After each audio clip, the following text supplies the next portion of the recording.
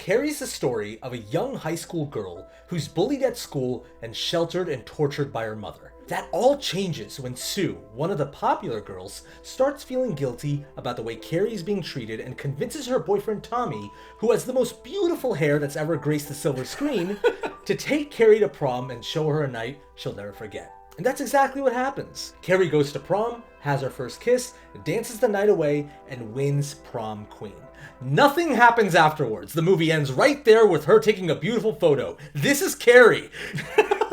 Yeah, but we should just do the whole podcast as if like nothing else happens. Just be like, and it's just such a heartwarming story about kindness. Yeah, and there's this like weird thing with her having supernatural powers that don't really pay off, but I guess fine, It was cool. It was the 70s. It's there, yeah. It's experimental. It's experimental, yeah. Oh, brother.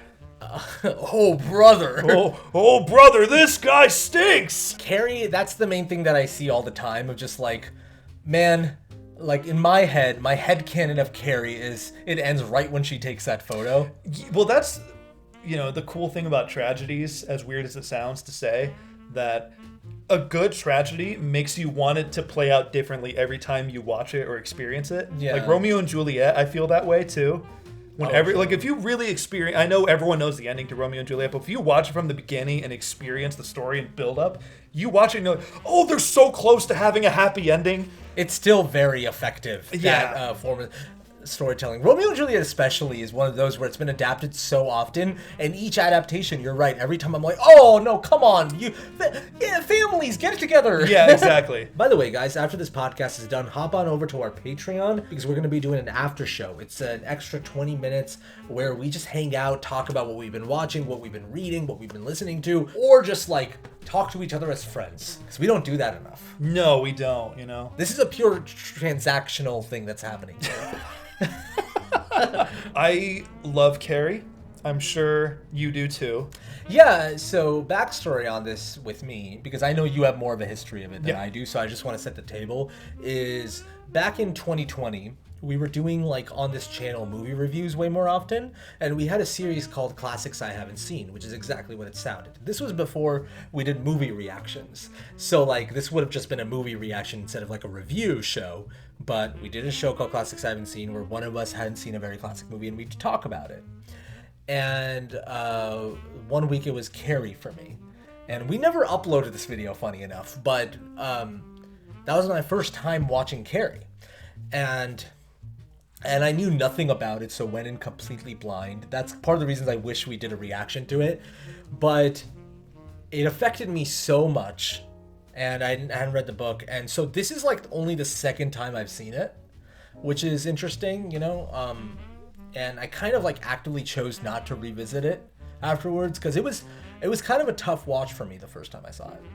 What made it a tough watch? I think it was the whole thing behind this movie being, right, like this person is being sheltered and from her mom's perspective being protected from growing up, right? And it's not like I had experience with that from my parents and everything, but what I can connect with is that feeling of you're falling behind from other kids. Like I didn't have a girlfriend when I was like in high school. I didn't have like the typical high school experience of after school going to the friend's place, smoking a doobie, all that stuff. Yeah, experimenting. I was very like, I struggled connecting with people. You didn't have that rebellious streak.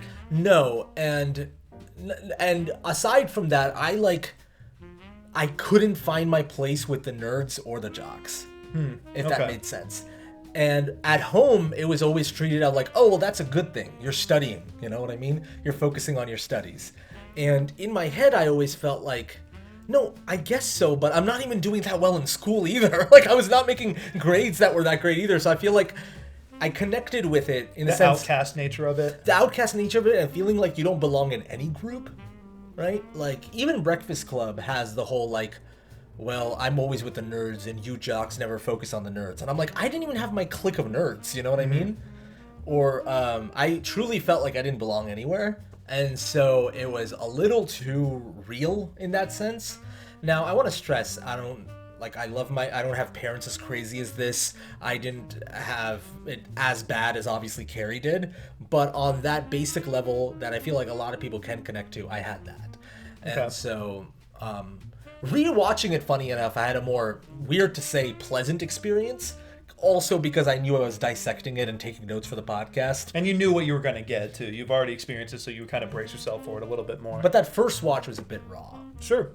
That's interesting, because I read the book when I was 13. Mm-hmm. I've seen the movie when I was 13, too. And so this story is so embedded in my head.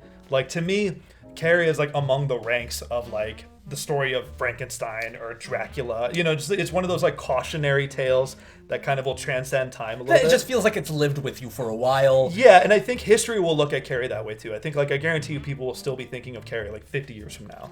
Oh, sure, and I feel like people already do think of that, but I do get your point. Like, 50 years from now, when it's been so much time, people will look at it the same way you and I look at Frankenstein. Yeah, totally. Yeah. And so, yeah, like I said, I read the book, and I won't bombard you with, like, small differences, but there are some critical differences in, like, the last third that I'd like to go over at some point, not immediately. Yeah, we'll probably get to it, but I think I wanted to ask you, like, were you a Stephen King kid? Yes, I was a Stephen King kid. What were your, like, what were some of the books you read at around that age of, like, 13? Well, yeah, I read Carrie, I read It. Okay. That was, like, which, you know what's funny is, like, I never finished it. I read, like, the first, like, 800 pages of it. It's such a bit. How long is it? It's like 1,100 pages. Is that his longest book? I want to say The Stand is longer. Right. And those are, like, the two main ones. I also read Survivor Type, his short story, which is, like... Did you read that? No, but did you read that young? Because I know you recently read Survivor Type, but have you... No, I read Survivor Type when I was young, too. Got it. Yeah, Cool. yeah, I've been familiar with that one, too, which any listeners or watchers that haven't read Survivor Type, if you want, like, a fucked up Stephen King short story, just look it up, read it. Highly recommend Which it. he's also said that's, like, he himself thinks that's too fucked up. Circling back to Carrie, though, it's a story I'm very familiar with, and still to this day, watching it again still affects me. I think, if anything, it affects me more now that I'm, like, comfortably an adult, and looking at it now, being in the, like, watching these high schooler characters, I'm like, it's not that hard to be kind to someone. You know, that's really what the emphasis that the story is. Totally. I think, I have a note here that I made, because something that stood out to me in the first watch, I was like, these people feel unrealistically mean, right? Mm-hmm. Where, like, the character Chris, played by Nancy Allen, yeah, she does something so horrible in this movie that I'm like, that is the worst thing you could do, and also you're being, like, a movie evil. At least it felt that way to me when I first watched it. And then I remember I wrote something. It's like an extremely heightened version of an actual real type of bully, because during that time when you're in high school, especially, emotions run high. Yeah, everything is heightened and you don't know how to process your feelings, and so your moral compass is still being formed, really, right? And so if someone embarrasses you, even if it's the tiniest bit of embarrassment, at that age, that can, like, cause such a big reaction, and you can be the pettiest person in the world out of embarrassment. Embarrassment is, like, the death of everything back in that time. And so I do feel like Chris was embarrassed by the gym teacher, and since her moral compass is out of whack, and she feels like she's the leader of this high school pack, her being knocked down a peg was the worst thing that could ever happen. I think Stephen King is kind of being honest and maybe heightening it. Of course, yeah. But, like, is being honest about the fact that during that age, you kind of don't know what's right or wrong. Well, yeah, that part of your brain is still developing that has empathy and understands, like, if I do something, it's not okay to do something shitty because I wouldn't want something shitty done to me. That concept is very new to young people, Yeah. And so I think, a character like Chris, her cruelty is definitely heightened, but it's probably not as far off as we might think, because nowadays I think a lot of it's translated to, like, internet bullying or text bullying. Oh yeah, I mean, people are saying horrible things to each other, especially high schoolers or younger kids are saying it with the facade of just, like, the internet, you know what I mean? Yeah, I was bullied a bit in middle school. Yeah. I was a new kid in middle school. Like, I moved to a new town and dropped right into middle school. Oh. And so people weren't very nice to me. People called me some not so nice words, some derogatory phrases. And It's also rough when you're like moving schools like at a young age, you know what I mean? Because I was lucky enough from like 5th grade onwards, I kind of had stayed in the same place. So I was with the same classmates, but it's a really tough transition when you're as a kid, you know? Yeah. Now I gotta try to make new friends in this crazy environment, which is the public school system. Yeah, which, I mean, this is a whole other conversation, but middle schoolers are, like, objectively the worst era when it comes to, like, when you get like, shitty kids. I remember Bo Burnham talked about that because he made 8th grade, right? And he was saying, he was just like, yeah, there's so many high school movies, but what I find interesting is the fact that, like, the most explosive part of growing up is middle school, because middle school, the kids there are the meanest, and you're going through the most physically and emotionally too, because you're dealing with like everyone growing up. Yeah. And he was like, middle school is not portrayed that often in movies, but like high school is all the time. Like that's the go-to. And he said his theory was people don't really like to remember the middle school part. High school, they can easily romanticize it, but middle school is way too uncomfortable. Well, and it's not as cinematic, I think, as well, because there's not as much like middle schoolers say and do shitty things, but like, you know, when you have a high school movie, you can still have fight scenes. You can still have, I mean, you know, you can still have sex scenes, you can still have cigarettes, and, you know, there are certain things, those are things that middle schoolers didn't do, but they were still, like, assholes. That's true. Yeah, you know? And, but I just found the theory interesting, of just, like, you don't want to remember the parts. And coming back to this movie, though, is, I think something that really stood out to me on a second watch, especially, is, like, how ruthless Brian De Palma is. Well, and I should say Stephen King is. Yeah. But the fact that Brian De Palma put it on screen of how mean these characters are. Yeah. Like, he doesn't pull back at all. I kind of respect the fact that, like, I know Stephen King can write characters like that in his books, and he's done it for years and years. Yeah. But to show that on screen and have the confidence to be like, this is the world we're living in, and it's not comfy, is kind of, it's brave.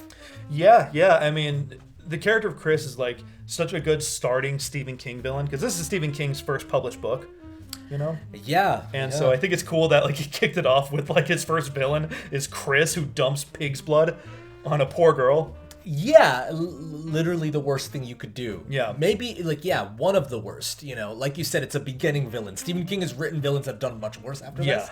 But what was I going to say? The one factoid that I kind of looked up, because I kind of did minimal research on this movie, not intentionally, but just like it ended up being that way. You come across trivia naturally when you research this movie. One of the things that I came across was, and I don't know if the age is exactly right, but Stephen King was apparently 26 when the rights to this book was bought. Okay. 26 years old when the rights to the Carrie was bought, and he was paid $2,500. And he said, he was like, to be honest with you, like, I was 26 years old, and when it was, so it's probably the best thing to happen to me. Yeah. It's like, oh my God, all right, hell yeah, my first book, it's getting bought for a movie, getting paid for it. And now it's like Stephen King adaptations are coming out like at the wazoo. Oh, now, he cannot write a book without it being adapted into a TV show or movie or something. Because he writes in a way that's so cinematic too. So it's just like, you want to see, like, I just read Mr. Mercedes. Yeah. And that's a Peacock series that Brendan Gleeson's in. Yeah. Is that still going? I can't remember. I remember you were telling me that. I just heard, like, I just looked it up and I just saw there's a Peacock series. I don't know anything else about it. Okay, gotcha. I don't know if it's still going, but does this movie scare you? Not like scare me like I need to sleep with the lights on scare me, but I do think there's a universal truth in the story that is still unsettling, of like the extent of cruelty pushing someone to snap and hurting other people because of it. Yes. You know? That's universal. That's timeless, right? Because to your point, though, I think it's way more like unsettling and atmospheric than straight up horror, which I really don't want to get into the conversation of what's horror and what isn't, because like it's like you've said in the past, it's so subjective. Yeah. And also the hardcore horror fans can be gatekeepy sometimes. But when I was watching this movie, I'm like, it's interesting that this is considered like a horror classic, because I'm like, up until the like last probably 15 minutes, it doesn't really feel like a genre movie. Yeah, it feels like it's a dial turning up. You know what I mean? You can feel Carrie getting pushed a little bit more, and then it does the tragedy trope where you know how normally in story structures, before it breaks into Act 3, everything gets really bad, right? The story, everything, the character hits their low point, and then something happens that changes, and then they go to the third act to save themselves. Yeah, this gives you everything you want. Yeah, tragedies do the opposite, where everything seems like it's gonna go great. And then the third act hits when things go to shit. So, when you were a kid, though, did it scare you?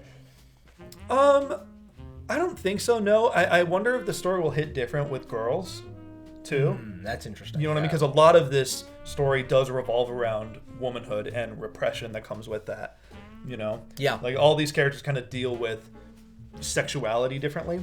Yeah. You know? I mean, right off the opening, if you know, it literally opens with a bunch of naked girls in the locker room. Yeah. And then fixating on Carrie, eventually just being alone and, you know, showering. Well, something that's interesting about the opening is that, I mean, if we want to just get into the movie now, is what I forgot about, because again, this is my second time watching it, is that it actually doesn't open with the locker room. It opens with the volleyball. Yes. Immediately in the first 5 to 10 minutes, we understand the central conflict and the dilemma that the character has, which is like, okay, from the volleyball we've seen, no one likes her, no one fucks with her. That's obvious read, right? But also, like, she, like, is trying. Yeah. She is trying. She's not like, I don't like sports, I'm gonna stay in the corner. I know it's part of the PE class, so she has to, but I think it's very, like, apparent that she is putting in effort. She's active in the scene, essentially. Exactly. And then the way it hard cuts to the locker room with, like, beautiful, like, music. Yeah. That feels like almost like peaceful, very, like, kind of angelic. Angelic is a great word to use. Yeah. And I think it's showing all the girls playing around, being naked, and being very comfortable with their bodies, right? Which is an important thing. And then it cuts to, like, Carrie alone taking a shower. You know, it stays for a very long time on these close-ups, lavishing in her taking a shower, like leering at her body, which is something that, like, this movie does a lot, which is interesting. But yeah, it's weird because on paper, for an older movie like this, it's easy to kind of scoff at it like you would at Friday the 13th or something like that. Like one of those, like, oh, it's just exploiting, you know, nudity. But watching it in this context, it feels intentional. yes. And so... it's part of the piece, yeah. Yeah, and it very quickly juxtaposes it with her menstruating, though, by taking... blood. Yeah, it kind of just takes it away from you immediately. Not takes it away, but, like, it kind of turns it into something else. The way Carrie, like, immediately starts freaking out and, like, running towards people is so always jarring to me. Yeah. Is the fact that it's not that she's in the shower stall, like, crying or like, oh, what's that? She, like, immediately asks for help. Yeah. It's very efficient, like I said. We established her supernatural powers with a light shattering because she's screaming and everything. But also, I like that when she's at the principal's office, waiting outside, Miss Collins, the gym teacher who, like, you know, protects her, says to the principal, he's like, even I was getting mad. I wanted to, like, thrash her. Yeah, yeah. And I love that touch that the movie adds, and I know it's probably from the book too, but the idea that, like, even the nicest, kindest people who you want to look at as the saviors of our tragic character are still human. You know what I mean? It's not that she's immediately sympathetic. She, like, slaps Carrie. Yeah, which that's a whole other conversation, is how physical she is with all of the students. But still, yeah. But that's a part of it, though. Very Again, much. these are things that you would, like, look at as like, oh, it's the 70s or it's the 80s or whatever. But you look at this and that feels very much a part of the fact that, like, Carrie still feels out of control even when there's someone there to protect her. Yeah, and I think that's what's so cool about the story in general is a lot of the overarching message of it, which we can get deeper on later, is that it kind of explores how everyone plays a role when it comes to bullying. Oh, yeah. We're all, you know, like, if you don't step in and try to stop bullying when you see it, you kind of inherently pitch into it. You know, you're complicit in a way. A read that I have on this movie, piggybacking off of that, is that I wrote this down. I said, good deeds out of guilt have bad consequences. That's interesting, yeah. So let's start with Miss Collins, since we're here. Then we can get to Sue. But, like, Miss Collins, right? her whole thing is like she feels guilty about the fact that her students are treating Carrie this way. So she's very aggressive with them, to the point where she is super aggressive with Chris directly. Yeah. Now, movie brain audience is like, yeah, fuck Chris up. She sucks as a person. I hate her so much because you're with Carrie. Yeah. But her embarrassing Chris like that causes Chris to be like, I'm never going to be embarrassed like that again. I hate Carrie, and I'm going to do this big blood. Now, I'm not saying Chris is not responsible for her actions. Yeah. But it is interesting that the movie's trying to show that, like, Miss Collins, as nice as she is, and is trying to get Carrie to put on lipstick and all this stuff, she's just as responsible for treating her students that way. Yeah, she arguably still... Yeah, she escalated the situation in a way. Well, there's also like implications of how personal it was to Miss Collins, that she could have also been bullied when she was young too. Yes. I've heard people theorize that she probably saw herself in Carrie and probably overcompensated. If you try to take control of a situation instead of just being there for a person, it can go the wrong way. Yeah. I think Sue does something similar where we can get deeper into Sue stuff, but I always thought with this movie, I'm like, Sue could have just been Carrie's friend. Sue could have just talked to Carrie. Yeah. Instead of just launching this ploy of like, Tommy, you gotta ask her out. Give her the best night possible. And Sue could have, like, if Sue genuinely felt bad and wanted to, like, fix things with Carrie, she could have just gone to Carrie. Yeah. I think it's very telling that she doesn't, because at the end of the day, she doesn't want to be seen with Carrie. It's out of guilt. She doesn't interact with Carrie one time during this movie, and I love that. I love that because you also want to be on Sue's side. You're like, oh, Sue's doing something so kind for Carrie. Yeah. And when I first watched the movie, I felt for Sue and I felt for Miss Collins. And now it really makes me see that, like, people, even with the best intentions, still have, like, baggage with them.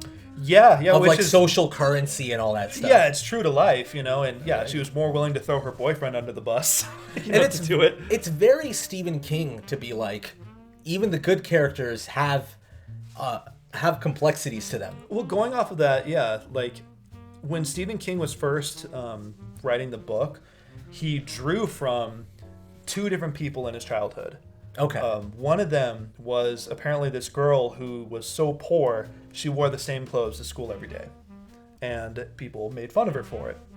And apparently one day she came in wearing different clothes, and she was super, stoked about wearing new clothes. The classmates still bullied her over it. They made fun of her for it, And Stephen King was saying that he didn't pitch into the bullying, but he didn't stop it either. Yeah.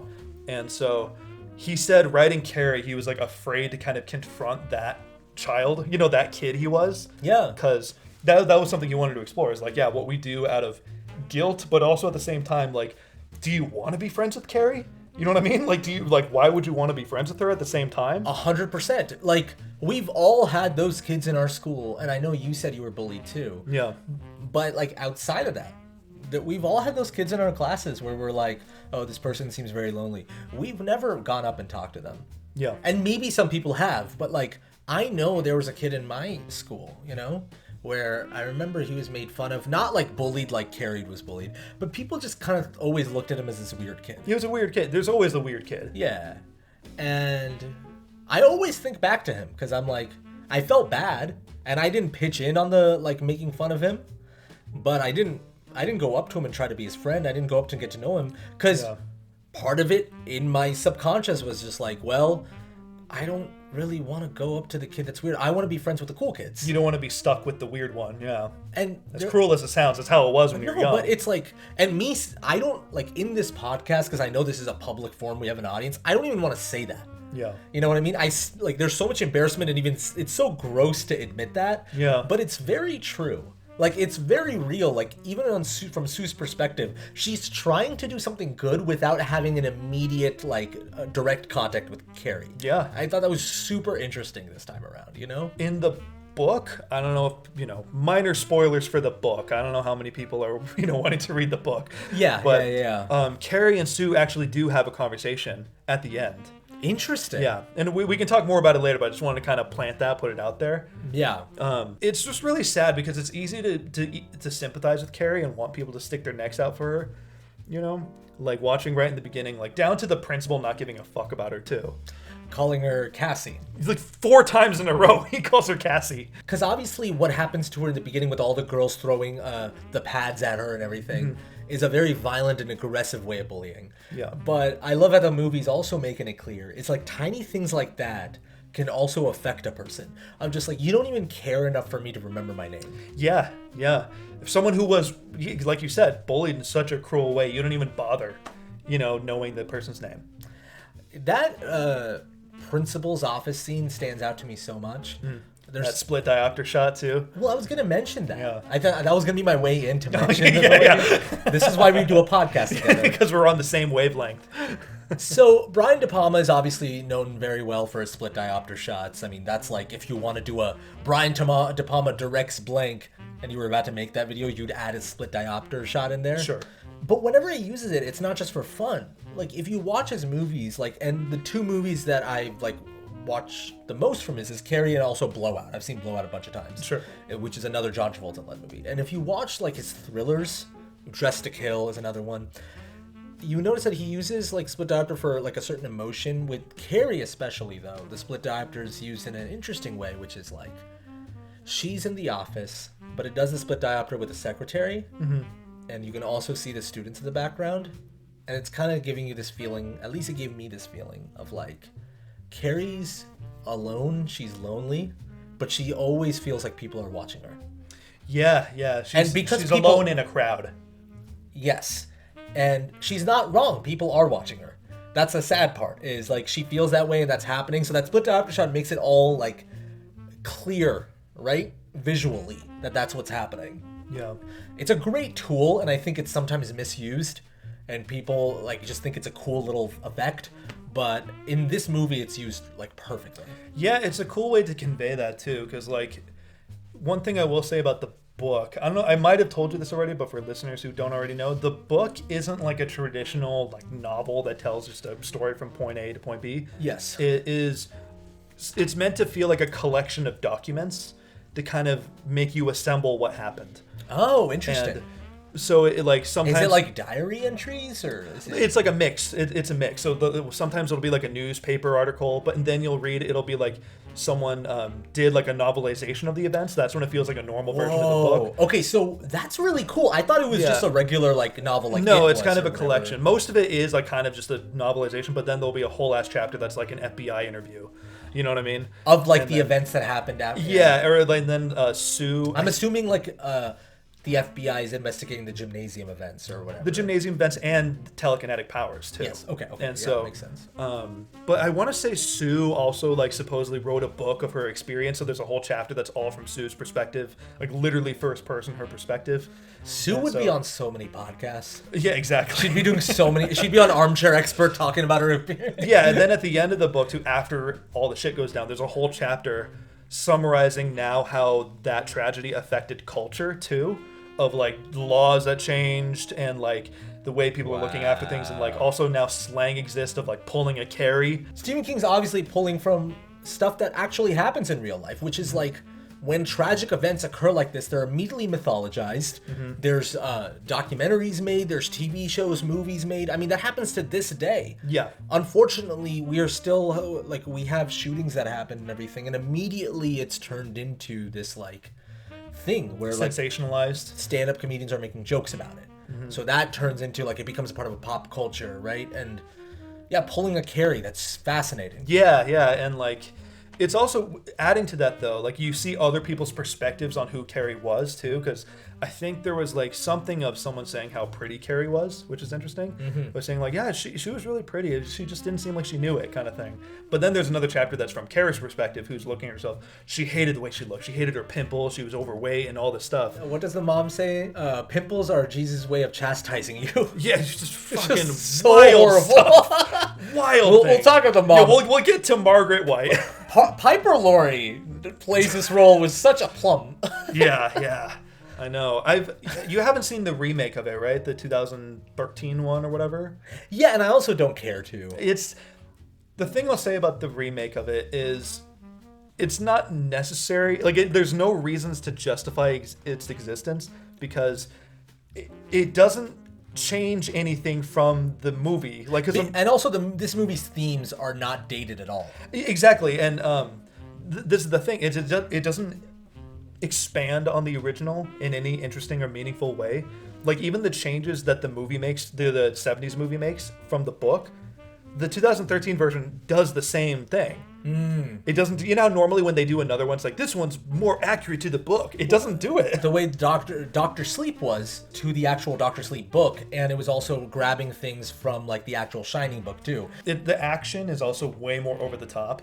Like, you well, know, it's 2013. But it's like... we have the technology, so we'll do it. But it feels more like an X-Men villain being born than it feels like a tragedy.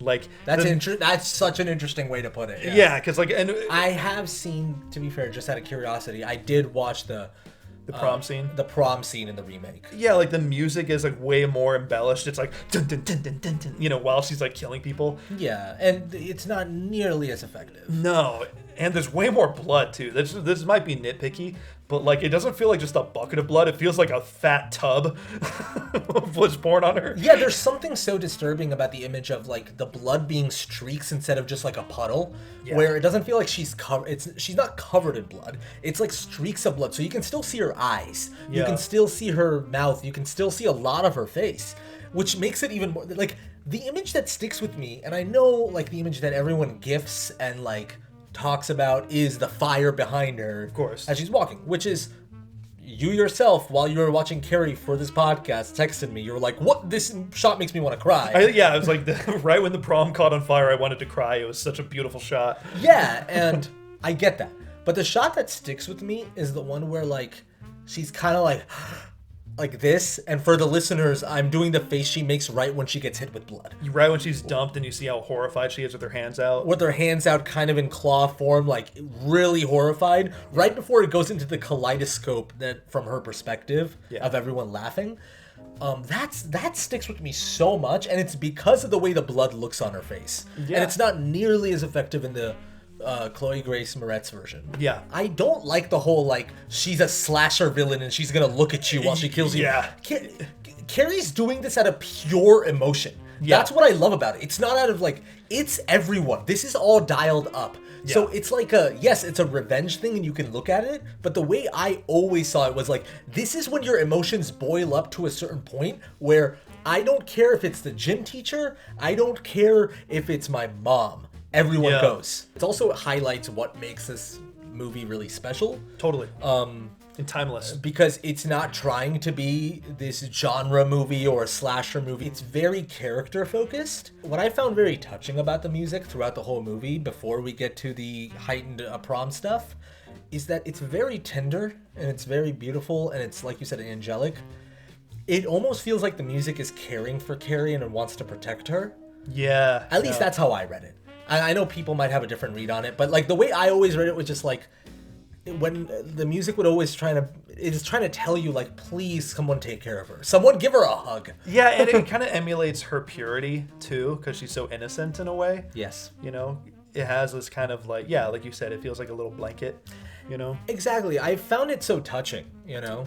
Yeah, but then it's interesting because it plays this kind of quirky, whimsical music when they were like all doing the detention gymnasium exercises. You know, it plays almost like Napoleon Dynamite music while it's going. Well, again, that music also, I think the music is actually very much from Carrie's perspective. Mm-hmm. Because when it cuts to that, like when they're all in detention, like you said, and it plays the quirky stuff. Yeah.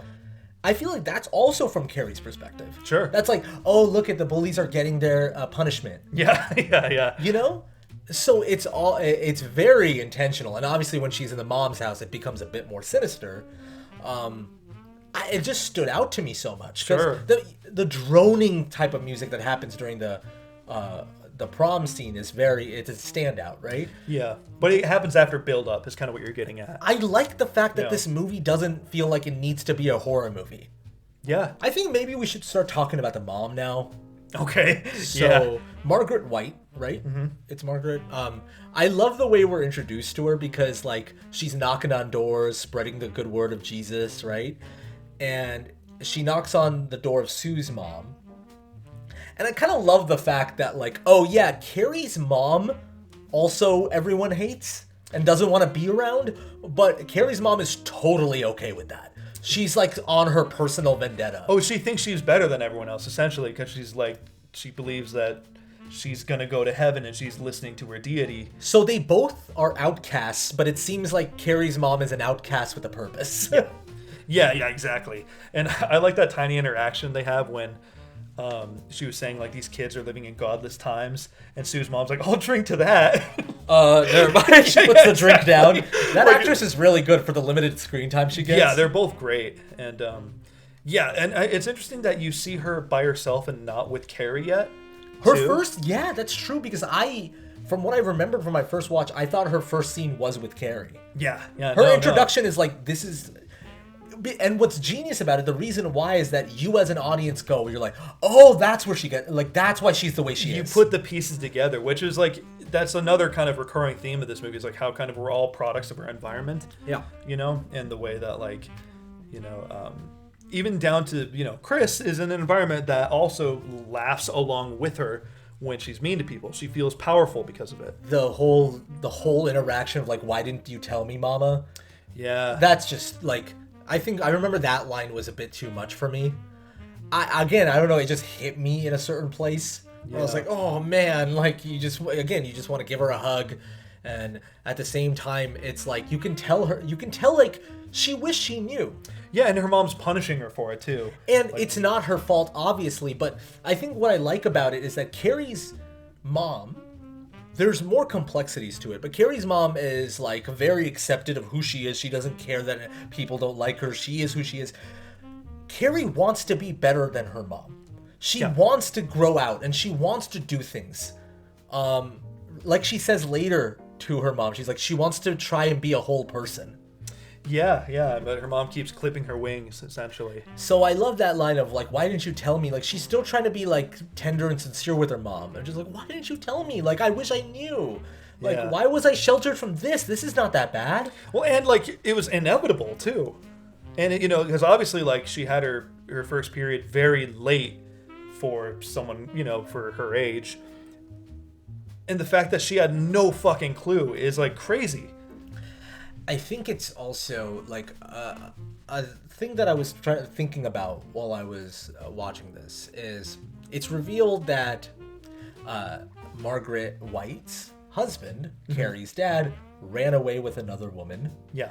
And Carrie's like, everyone knew that, mama. Everyone knows that. Come on. Her way of coping with this trauma is feeling like, okay, God's punishing me, obviously, because I sinned and gave birth to someone. Outside of marriage. So now this daughter is the direct representation of God's punishment and my sin. Yeah, by forcing her daughter to be so repressed, it created the monster that she was afraid her daughter would become, you know? I just love the fact that when it comes to Stephen King, again, is that for a character that's that, like, just horrible and evil, there's still so much complexity involved.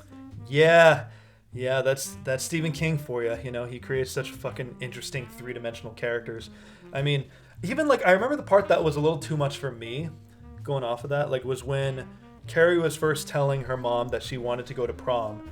And do you remember how she just fucking threw her drink right in her face? The thing that stands out to me is that how Carrie keeps talking. But that's what I'm saying. She doesn't react to it like she was just trying to ignore it. Like this happens to a lot. Yeah, and like, God, what kind of fucked up relationship that's like a mediocre thing of what would happen on a, like, that's a Tuesday for Carrie. Like, she can live with that. Yeah, exactly. I'm like, that's such a sad existence to normalize that sort of treatment. Also, I just want to highlight that scene because that scene happens in a candlelight dinner between Carrie and her mom, with the painting of the Last Supper right behind him. Yeah. With a thunderstorm happening in the background. So there's something about this where I'm just like, I love that Brian De Palma, this movie, just swung for the fences. Like, well, even down to just that house. I almost said the White House, but down to their house. It's not a White House. It's a brown house, man. Well, that exactly. That house is not white. Jesus Christ. What I was gonna It's kind of dirty. I just want you to sit on that for a little bit. Their house is so dark, too. Like, there's no life in that house at all. That's what I mean by swinging for the fences. There's no, like, cute, subtle ways of showing how, like, this house feels like it's dead inside. It's like, oh no, this house feels dead inside because it looks dead inside. Yeah, and it looks like a rundown house. There's so much interesting, like, not sneaky because it is obvious, but the way the religious imagery isn't like directly on your face, like the part when they're looking in the mirror, when Carrie's looking in the mirror. I mean, it kind of is, but it's okay. Yeah, but that's what I mean by it's. Yeah, I guess so. The way, like, you just see the little Jesus statue right there in the corner, you know? Yeah, they're always watching, you know? And then after she breaks it, how it's still there, too. Speaking on the filmmaking, just like a quick Altaf nerdy side tangent for a second. Do you remember the creepy Carrie sequence with the bicycle? That's Brian De Palma's son, but when that happens, you hear the violin. Yeah. That's the psycho violin. You know, it's funny because it did sound remarkably like that, which, I mean, Brian De Palma is quite a Hitchcock fan from what I hear. There's a lot drawn from him. It's obvious, too, that Brian De Palma is like a Hitchcock fan because, like, I think Tarantino always talked about, like, how Tarantino wasn't a huge fan of Hitchcock. But because he always felt like he respected Hitchcock for what he did, but he said that Brian De Palma was able to do what Hitchcock did, but he was able to do it at a better level only because Brian De Palma had better hands-on technology. Like Alfred Hitchcock was ambitious, but the technology wasn't there with him yet. And I wonder if that's with all the stuff that Brian De Palma does with the way he moves his camera, where he puts his camera. Yeah. It's in interesting places in like the oneers that he does is like, it's like, oh, you can tell that this is inspired by Hitchcock, but he's taking it like one level higher with the movement of the camera. He's elevating it by using modern technology a little bit more. Yeah. Exactly. But he still does a lot of the editing choices of like having those quick cuts and the close-ups and. But I kind of just love the fact that he's like, yeah, I'm going to use the psycho violin. Yeah. Right? Like that would never happen today. Yeah. Like a filmmaker just wouldn't get away with it. Well, unless it was ironic, because you know how like Finding Nemo uses the psycho theme as like a joke. Yeah, if it was as a joke, fine. Yeah. But I'm talking about it like, oh, this is a serious movie, and I'm just gonna use this like, like an iconic sound from a horror movie that we all grew up with. That's kind of awesome. I think. Well, a big part of the reason I feel like you can't pull that off now is just the internet. Like, we're so familiar, like, we can rewatch those scenes so often on the internet, you know what I mean? Mm-hmm. And people use the psycho sound so much in their Vines or TikToks or, like... yeah. God, Vine. Yeah, I was like, that stood out to me in my head. I was like, oh, he cited Vine. Fucking, that aged me. Holy shit. All those kids using their Vines. God. Another Hitchcock thing that I'll mention, and then we can move on. I know me just citing references is kind of boring, but like... No. The high school is called Bates High. Oh, yeah, I heard about that, yeah. Which is a little... Which, again, to call the high school Bates High and also use the psycho violin unironically is like... You wouldn't get away with that. Yeah, now. Fuck it, go for it, you know? You get maybe one of those, but not both. I feel like he really starts De Palma-ing mainly to the build-up when they're about to pour the pig's blood. Oh, dude, don't even... When that music's going and it's just cutting all over the place and the close-ups of her lips and... God, I don't want to get to it right now. No, it's okay. We can touch on it right now, then we'll get to it. The lips thing of the tongue and everything, like she's salivating at the mouth of doing this.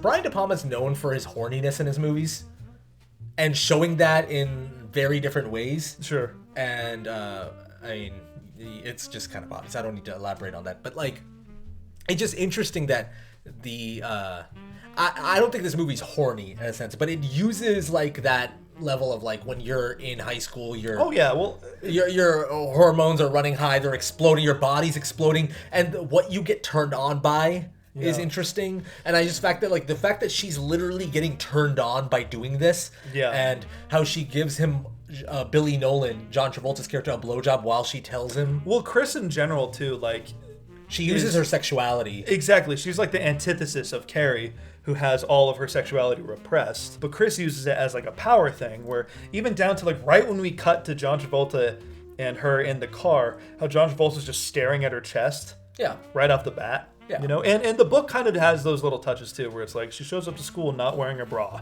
doing that, you know. Yeah, so small little touches. I think, I just felt weird for a second for calling this movie horny, but it's addressing that. But there's a lot of sexual themes in the story. Yeah, the movie. Yeah, totally. Okay, so now there's a lot to talk about that prom sequence. I especially want to talk about this crazy wonder that happens that like literally made me check my time of how long it's been going. Before we get to that, I think we should talk about the whole Sue, Tommy, Carrie thing. Yeah. Like I mentioned, Sue feels guilty. She wants Tommy to ask out Carrie to the prom. I just love the story beat of Carrie running away immediately after Tommy asked her out. Yeah. Because she's not dumb. I really like that. I really like the idea that she's not just like immediately like, wow, me? Yeah. Not only is she shy, but she tells Miss Collins, she's like, I know they're just messing with me, right? Yeah. I think like the fact that she's perceptive about that this is not just like Tommy out of nowhere asking me. I think that's handled with care. Yeah, it's realistic, you know, and it makes it more sad as a result too, because it's like she thinks so low of herself that like a handsome guy asking her to the prom is like a horrifying thing because she knows she's going to be like humiliated for it. Well, later when Miss Collins sees her at the prom, she's like, you look beautiful. He's like, thank you, I know I don't, but thank you anyways. And it's heartbreaking. It's like it's delivered in such a, like an aside line. She just casually hates herself, and she doesn't like make a whole thing out of that delivery. And Miss Collins doesn't really make a whole thing of it either. She just kind of moves on from it. She acknowledges she's fine. Yeah, but like that's just like Sissy Spacek. She's killing it. She's so good. Yeah, so fucking good. Anyways, I want to get to Tommy because Sissy Spacek's great, but she's no Tommy. She's no Tommy Ross. I think the first time I watched this movie, I fell in love with Tommy. I know. I've never seen such luscious locks on one man. When you first, because the camera's kind of swiveling around him when the teacher's reading his poem. Yeah. His poem, right? But then when it cuts to a close-up of him, it's a split diopter with him and Carrie. And because it's the close-up on him and Carrie's in the background, his hair covers the whole frame. I know. And it's kind of fucking awesome. Like, I just love that his hair takes up the entire... Imagine seeing this movie in a theater and his hair just covering the screen. I know. He has that, like, Led Zeppelin haircut, basically. Yeah. He has a Robert Plant's haircut. It's awesome. But yeah, I mean, like... Tommy is such a likable character too, because he kind of fucks around with the teacher when the teacher starts roasting Carrie. Yes. You know how he says, what's he say? He says, you suck. You suck. It's like, what was that, Tommy? I said, aw, shucks. Yeah, and also he has this like dumb charm about him. You know what I mean? Totally. Where it's just like, this guy's a little bit of an airhead, but it's okay because you can see him being friends with the jocks and the nerds. He's like that type of guy. Yeah, he seems like he's one of the easy to get along with guys. There were those guys in high school where you're like, okay, you're with a clique for sure. You're with the popular guys. But if I came up and talked to you, you'd be nice to me. Yeah. And I always was like taken by those guys in high school. I'm like, wow, they can do it all. Yeah, so confident. I think that's also one of the reasons that I like kind of fell in love with Tommy the first time I watched it, because I was like, that's the type of guy I'd love to be friends with in high school because he would be nice to me. Yeah. And so the interesting thing about it is that, do you remember how he finally agrees to Sue? It's when they're watching TV, right? So I looked it up. I'm like, what Western is he watching? Because that has to do with something. Because the camera's staying on a wide of him just watching that Western. And I'm like, I know Brian De Palma. He has to like use that specific Western show for something. Sure. And apparently, I looked it up, and I don't know if this is completely true or whatever, so forgive me. But he's watching a Western, like a James Garner-led Western. And it's very white knighty, that Western. And this Reddit post that I was reading was talking about how that might be kind of like a way of showing how Tommy wants to be the White Knight. Oh, interesting. Okay. Tommy wants to be the guy. The hero. The hero of the story. Who sweeps her off her feet and, saves her from Outcast is... And you... What was that? He saves her from Outcast-ish. It's like you gave up. It's like you gave up on a word. No, that's exactly what happened. And then I was like, I'm just going to make one up. Fuck it. That's the difference between you and me, is that like if I stutter, I will literally stop the podcast. I'm like, all right, let me do that again. Or in the edit, I'll get pissed off at myself. You will now make up a word. I'm like, I'm finishing this fucking sentence. I will die on this hill. Whether anybody likes it or not, it's going to happen. Anyway, so Tommy Ross wanted to be the white knight to save her from outcastage. And I think there's another important story beat that happens that kind of just fucking. I'm trying to get on with the podcast. I'm so sorry, I can't unhear it. It's just. God damn it! Like it's so dumb. We cut around, by the way. There was like a few seconds where we had to stop. I just like. Okay, yeah, let's get back to it now. Oh god. We're gonna be talking about some dark stuff, so this is probably good. Oh god damn it! All right, let's do it. Okay, I like the fact that Tommy shows up at Carrie's place after Miss Collins kind of tells him off. Yeah. And the way he's like, I'm gonna wait here until you say yes, right? And it seems like such a great like high school movie, cute rom-com move. But when you think about it, it's kind of like highlighting the fact that Carrie has no choice in matters at all. Like she has no control over her life. Yeah, that's interesting, you know. I know, maybe that might be a cynical read on it, but because the first time I watched it, I was taken by it. I'm like, oh, Tommy's asking around. This is great. I think looking closer into the movie now, it's just kind of like, it's showing that every step of the way, whenever people are trying to help her, she doesn't have a choice in that matter. Like, yeah, I think both can definitely coexist. Like, there is a sadness about Carrie. Yeah, she doesn't have any self-confidence or any drive to make choices, which is what kind of elevates her arc towards the end when the prom scene happens. But there is something about Tommy being assertive with her and like wanting to do something for her. I think what upsets me though, you know, I get that. I totally understand. And also that does make Carrie happy. Like Carrie, because Tommy did that, Carrie finds the self-confidence to stand up to her mom. Exactly. So that point being taken, right? But something that just makes me sad is that no one just wants to be her friend. Yeah, no one has like true selflessness. After like Carrie tells her mom off after the whole like water incident and everything, it turns into this like fun high school movie. Yeah, it becomes like a proper high school montage of leading up to prom. Carrie's finding the right lipstick, trying it on. Cuts to Tommy and her friends talking about the suit. Weird scene. Yeah, when all the boys are picking out the suit. Then it just this weird fast forward sequence. Yeah, yeah, what are you wearing with the ruffles? Like, it's so strange. But I think it's really just giving you a taste of like normal high school experience. Also, Tommy's friends, like, I could never see him with those friends. Like, what is that friend group? That doesn't track for me at all. I know I literally just said that Tommy would be friends with anybody. Yeah. But I'm like, let's be a little realistic here. Tommy's hanging out with this guy that looks like he's in his 50s and this other guy who looks like Christopher Mintz-Plasse from Superbad. Like, I'm like, I don't understand this friend funny. group. I never even noticed that. And like he meanwhile has this gracious blonde hair. I'm in love with Tommy. He should be with better dudes. but you know, like it is like a fun high school movie. Yeah. I also forgot how quickly this movie moves.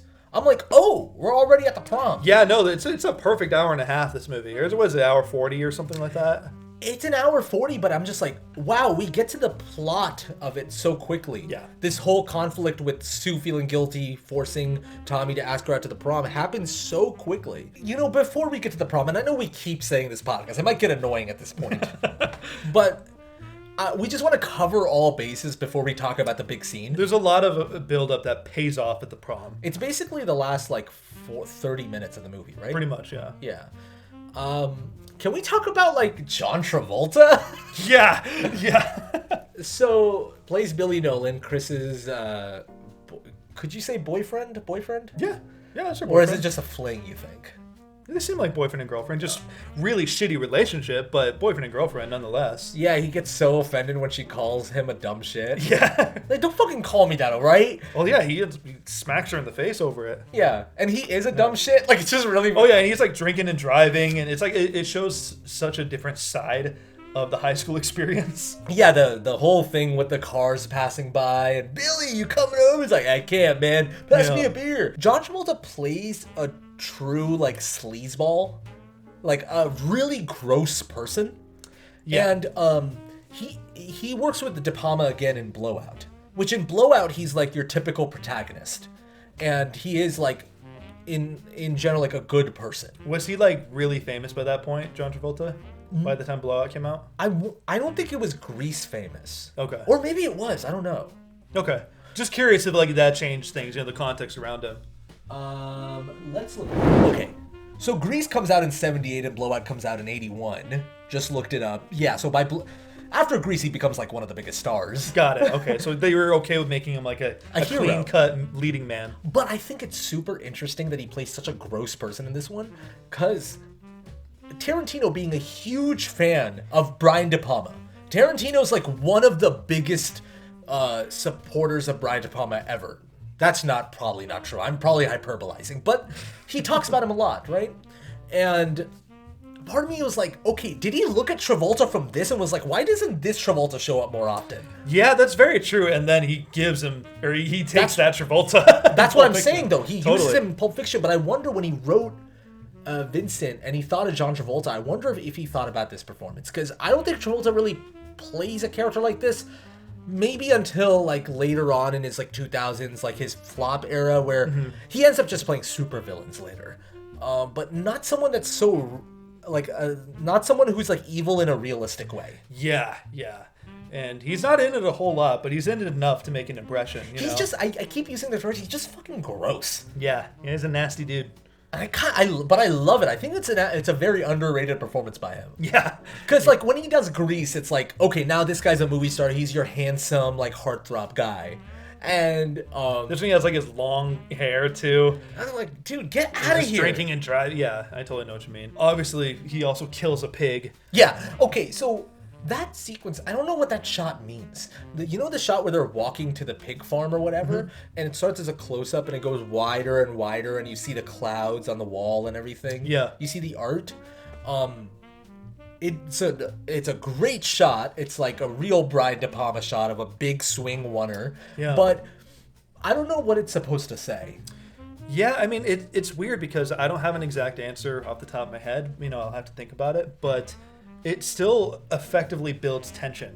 You can still feel that buildup. Also, the idea of them just like acting like it's a beer run or something like goofy teenager stuff when they're about to literally just kill a pig. Yeah. And when he gets that axe on the pig, how each like hit, it cuts back to Chris saying, do it, do it, do it. Yeah. And again, getting a little horny off it. It's very erotic, yeah. Very disturbing. At that point, when you're first watching the movie, you're like, what are they doing? Yeah. And then, like, they're talking to each other when he's putting the pig blood in the bucket. And I remember when I was first watching it, I still didn't have an idea of what they were doing. I didn't put two and two together. Maybe some people first time watching did. I didn't. And she was just like, hurry up or whatever, right? And you can still tell they're both getting kind of turned on by it. Yeah. And he's saying like, you can pull the rope or whatever. Oh yeah, when he says, I'll let you pull the rope. Were there any like changes in that when it comes to the book? Between Chris and Billy? Yeah. No, not really. From what I remember, I'm sure there are details in there that I can't think off the top of my head. But from what I remember, it's pretty much that. They have a very chaotic relationship, and they both are, like, Chris is infuriated that Carrie has that kind of like that power over her in a way, because she's in trouble and she's going to get her prom tickets taken away. And shout out Nancy Allen, who plays Chris. Yeah. I know what you're going to get at. I recognized her when I watched it. RoboCop! It's an actress that people in our generation don't really talk about that often. Sure, yeah. But I was just like, oh yeah, she's in RoboCop and she's completely different than she is in here. Yeah. You know what I mean? Yeah, I know. I fucking love RoboCop. That's another movie we need to cover on this podcast for sure. Yeah, I mean, that movie, this movie has great ending. But speaking of great endings, that movie has an ending that, like, I just make you do. Yeah, it's like kind of like how on Sopranos, how they make Silvio do the Al Pacino line from Godfather 3. It's like, right when I'm out, they pull me back in or something like that. Yeah, you make me do the ending to RoboCop. You make me do the whole, like, Murphy, that line. Yeah. It's like, nice shooting, son. What's your name? Yeah, you'll cue me up and say that. I'll, like, even do this, straightening up this tie. And then I get into rope, formation. I'm like... Well, it's just an ending where it's like a movie that ends right when it's supposed to. I mean, for people who have like watched our reactions, you know how much I geek out about that. Yeah. When a movie slams to credits right when it needs to, doesn't overstay its welcome, it is my favorite thing. Yeah, you get really excited over those. Yeah. Like, literally watch any of our reactions, and when a movie does that, I'm just like, come on, end here. Oh! We could probably make like a compilation of you getting pumped at different endings. The one that comes to mind, like you said, like I think, which is one of your funniest lines from our reactions, which is at Monty Python, where I think Monty Python Holy Grail famously ends at like a cut to black, and it feels jarring, right? And I made the point in our reaction. I was just like, you know how I always get psyched about movies ending right when they're supposed to? And you made the joke of like, yeah, this movie ended before it was supposed to. It transcended. It goes beyond. So prom night happens. Carrie looks great. She looks beautiful, which is another thing I forgot to mention, is that Sissy Spacek is a very beautiful looking woman. Yeah. It makes it even more heartbreaking that she doesn't see that. Well, and you can feel it in her performance too. Like there's like a certain type of body language that people can emulate. And, you know, I'm sure many people listening and can relate to this, is like you can feel when someone behaves like they're a waste of space. Yeah. You know what I mean? Whether it's somehow they don't exude It's the that way level. it's the way you carry yourself. Yeah, and Sissy Spacek is traditionally beautiful, but her performance doesn't tell us she is. Yeah, and Miss Collins literally has to take her in front of a mirror. It's like, here, move your hair. Yeah, exactly. Look at your face. And like that's the first time she actually smiles in the movie. You know, when she sees herself that maybe she could be beautiful.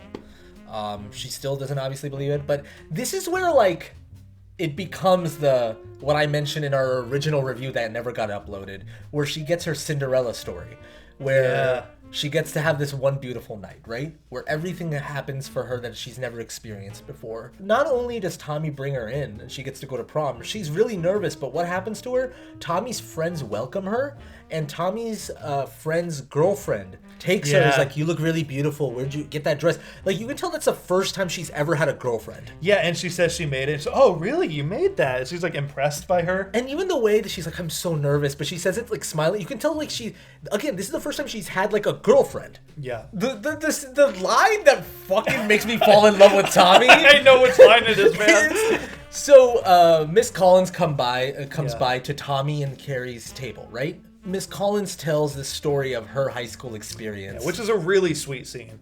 It's a very sweet scene, and she's like, oh, it's like on Mars or something, right? Yeah. I'm butchering the line, but Carrie's like, wow, you know? She can't even imagine having that kind of story that Miss Collins had.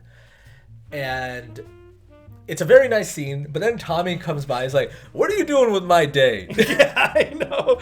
And he sits down and he's like, don't let me catch you hugging anyone else like that, or whatever he says. She's like, I won't. And it's like, oh man, fucking Tommy, can you take me out?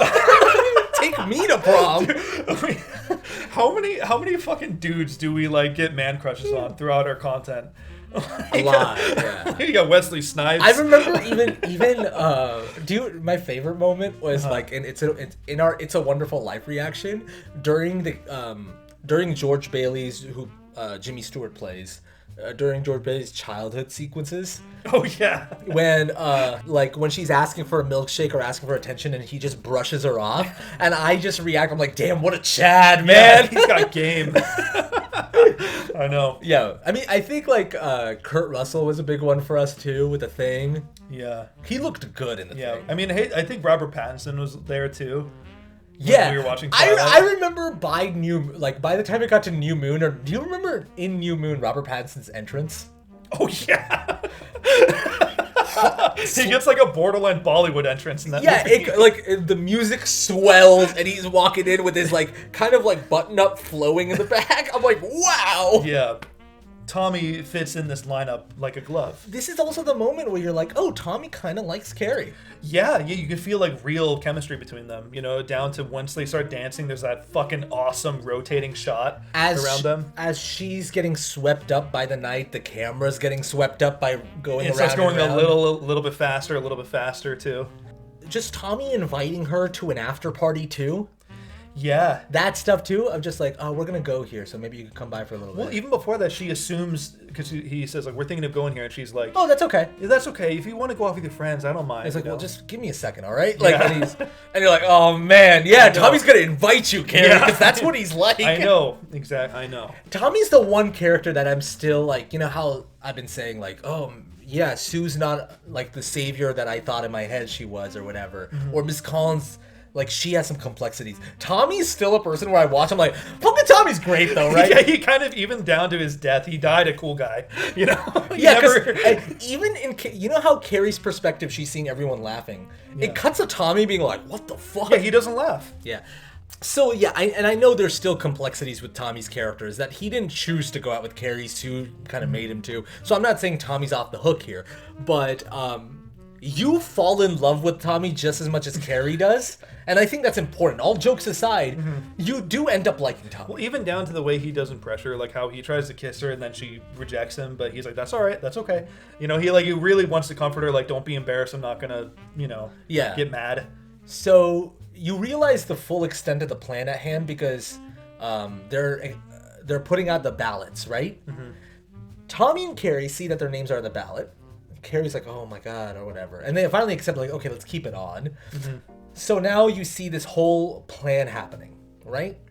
Now, Brian De Palma does a shot that I'm just like, you motherfucker.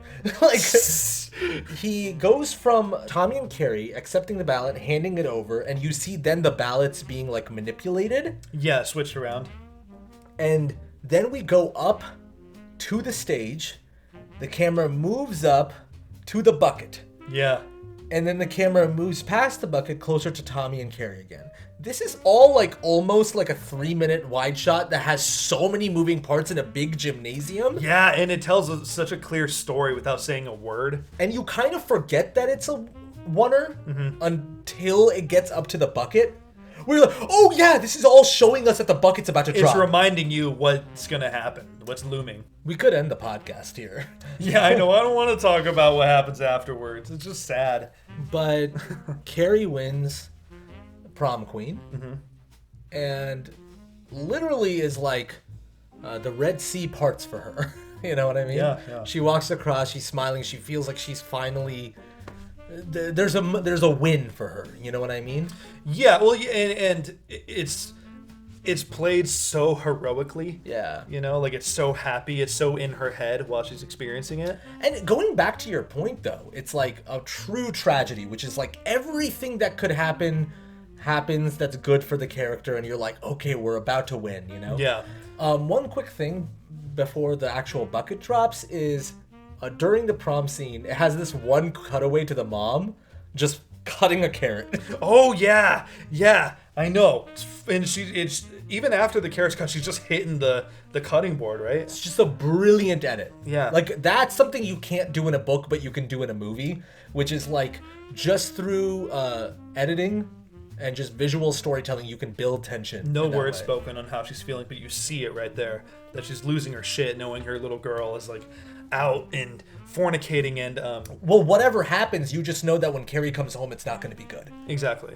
And before that, also Carrie like just pushes her onto the bed. Yeah, using her powers to actually stand up to her mom. And until this prom scene, all the telekinetic powers are not like this X-Men superpower thing like you were mentioning. They're played off as this like Carrie's even trying to figure out what's happening, and sometimes she doesn't even have control over it. Isn't it funny that we've touched on her powers, but it hasn't really been a lead of the conversation? Well, that's how the movie deals with it. Exactly. That's what's so interesting. It's like...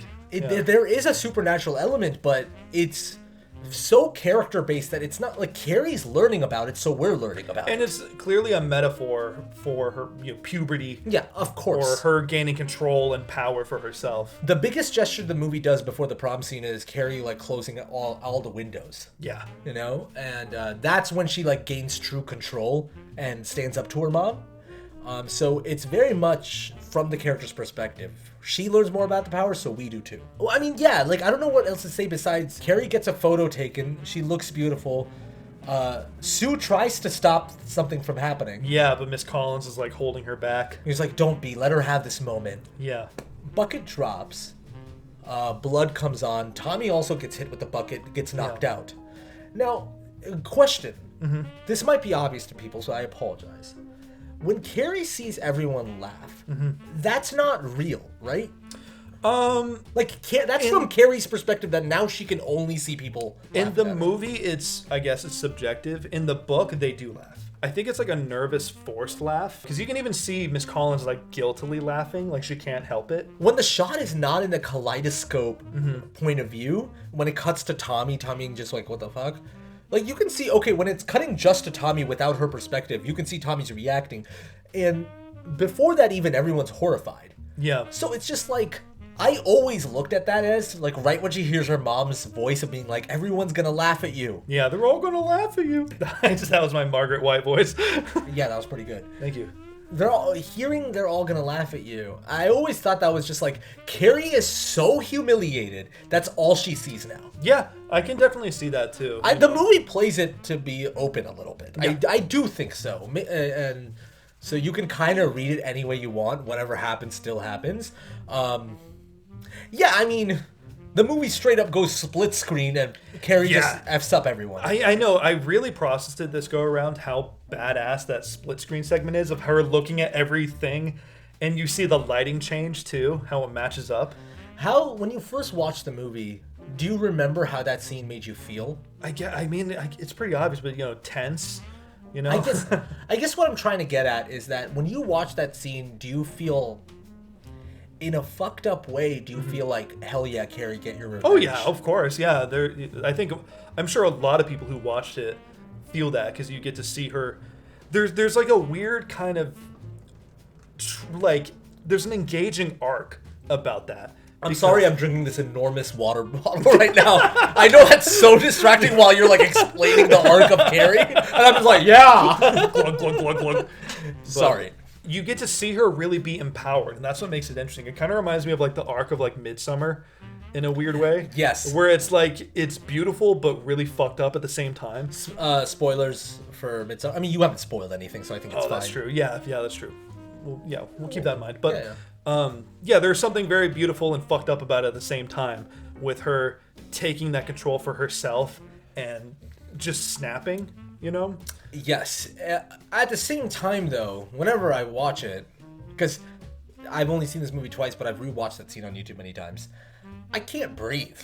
Yeah. And I know I was saying that in Hereditary a lot, so I don't want that to become a thing. But like Altaf just has breathing problems. Yeah, no.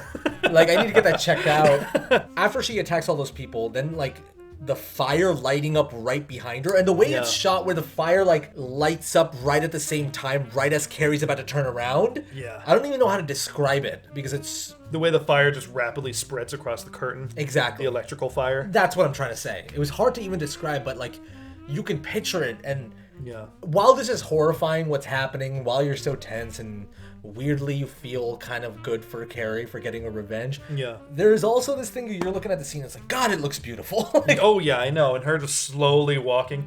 Even like you get to see the true range of Sissy Spacek too. Oh, the wide eye just looking around. Exactly. She looks scary at that point. She's like barely moving. Which is what I love about it, is that it's not even like her. You could see a bad actor doing that scene and kind of just like vibrating while doing it, or like look menacing. Clear Grace breath. I don't want to, but it is a kind of thing you can overplay your hand there. Yeah. And I like how Spacek is like eyes wide, frozen, just looking up, down, that way. And and the decision to do a split screen could come off so gimmicky.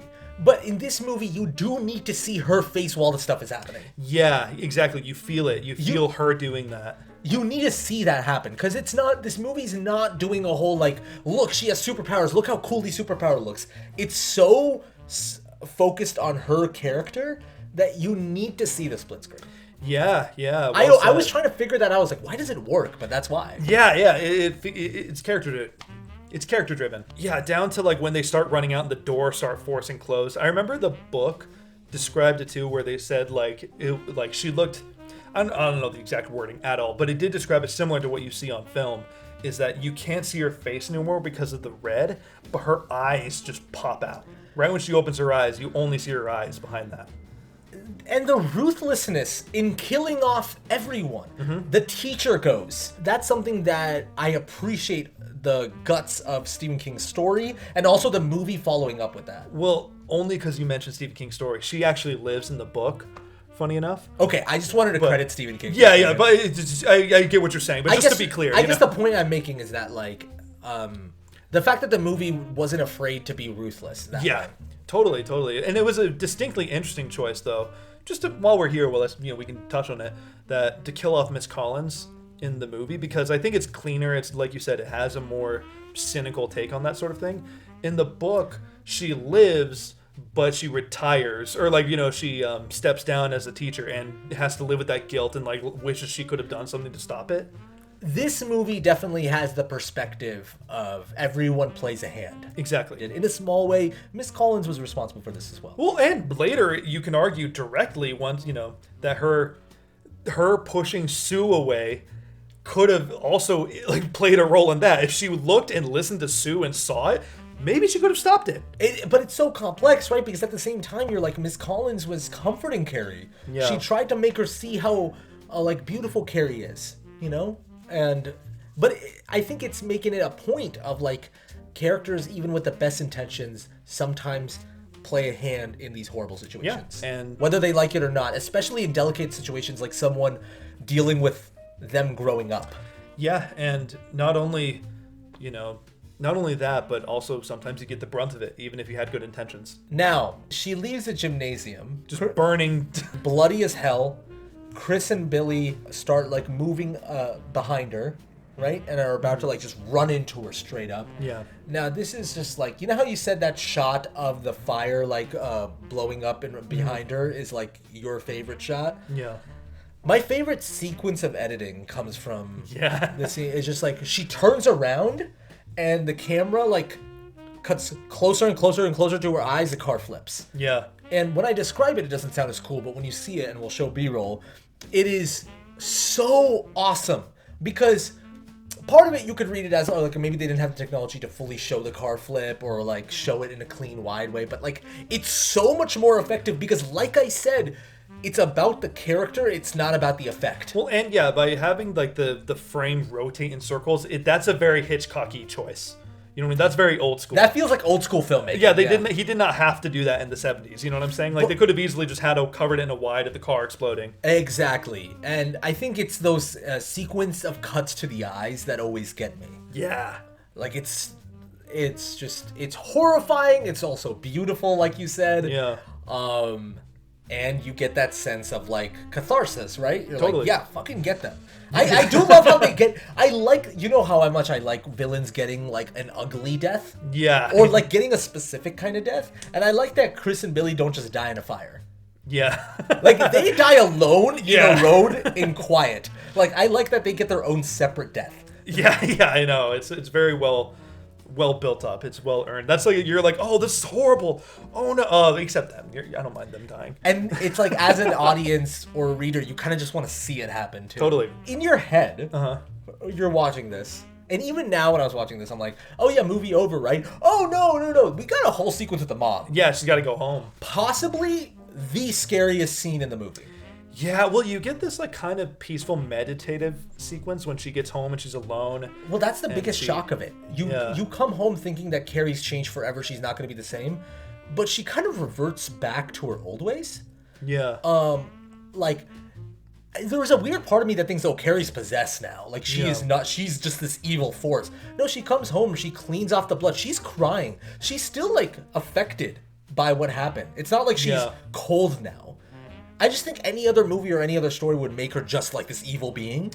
Yeah, but she has a moment to decompress and like release the emotions that she had. And the fact that she cleans the blood off and is like really feeling it, what happened, right? But the shot of her like looking for her mom, going into the bathroom, and then suddenly we see the mom standing there behind her, just fucking blank. It was like a Hereditary cut right there. Yeah, like this is the true. What? I just pictured Margaret White like up in the corner. I knew when you were like chuckling. I'm like, you're thinking of something. You can see her up in the corner with like, the cross. Exactly. What was the first sin? Wearing like a crown of thorns. Crown of thorns, like Jesus. Oh, okay, yeah. Sorry, I'm not as up to date. You're not well versed in Christianity. My bad, dude. Crown of thorns. You want to take an hour to talk about it? Yeah, exactly. Yeah, the mom's just like now trying to get rid of her. She's like, I did a sin for even bringing you into this earth. Exactly. And the shot that we can talk about, I guess, is the knives. Oh, okay. So you're talking about like after she Margaret gets stabbed stabs her in the back, and then she falls down the stairs. Boom, boom, boom. And then she's like walking up to her like with her knife raised, like laughing, like she just goes full Norman Bates basically. Yeah, that shot like looking up at her of her like while Carrie's like crawling away.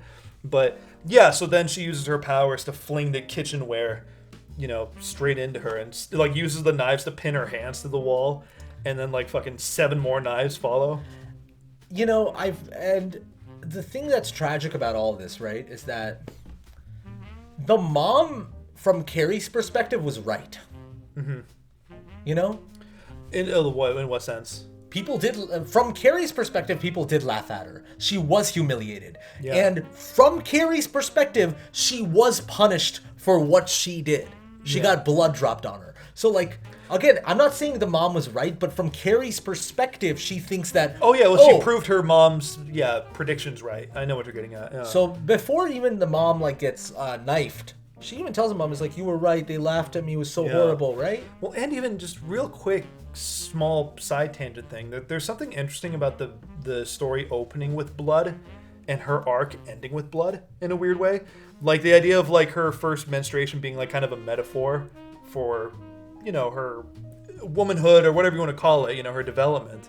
Her late development. Late development. And then her final cathartic, transformation is a fucking pile of blood being dumped on her. Yes. There's something kind of interesting about that. I don't know if I'm reading a little too into it, but there is an interesting use of blood in the storytelling. Now, after this sequence, the house starts going to hell? Yeah, it starts completely obliterating and falling apart. And what is that? So is that, like, because I still, like, my basic understanding of it is that, like, if the mom's going to hell, Carrie's going with her. Probably something like that. Or if Carrie's going to hell, the mom's going with her, more like. Yeah. Because the way she slowly dies with her mom in the closet or whatever. Yes. And, I will say the book does not end that way. That's not how Carrie dies in the book at all. It's very different. So the movie probably was like, how do we make it more cinematic? Oh, let's have the whole house explode, I just think that it's a big swing to take. Yeah. I also think it's like a very cynical look at it. Yeah. Because it's just like, maybe the mom was right. Maybe there is a hell and you're going in it. Yeah. I mean, and the whatever you call the cosmic judgment, they wouldn't be wrong. You know what I mean? Like, Carrie killed a shitload of people. And that's the cynical viewpoint of it all. Forgiveness doesn't exist in this dark world. It's like... It's just the only like, thing they can do is just escape it, basically. The genius stroke of the movie is not ending the movie there. Yeah. Going to maybe months later. Yeah, it does a little time jump, and it gives you a taste of the aftermath and how it affects people. People who have survived have left town. Mm-hmm. Sue's broken inside. Yeah. But she has that nightmare of walking up to the ground of where Carrie's house used to be. Yeah. And it says like Carrie White can go to hell. Burns in hell. Yeah. Carrie White burns in hell. And then Carrie's hand comes up. Mm-hmm. And it's the nightmare Sue has is that she she'll always be haunted by the fact of what she did to Carrie. Yeah. And she feels guilty that she was responsible for that. Mm-hmm. Well, like, literally everyone she know is dead, basically. Tommy included. So the fact that, like, she has this nightmare about Carrie taking her to hell. Yeah. Basically. She's always going to live with that. Yeah, then it just plays that little, like, dun dun dun dun dun dun dun dun. As music. It goes on a wide of, like, Sue waking up being like, ah, ah, ah, and it's such like a... it's very disturbing. Amy Irving is great in this movie, by the way, as Sue Snell. Yeah, oh yeah, she's so good as Sue.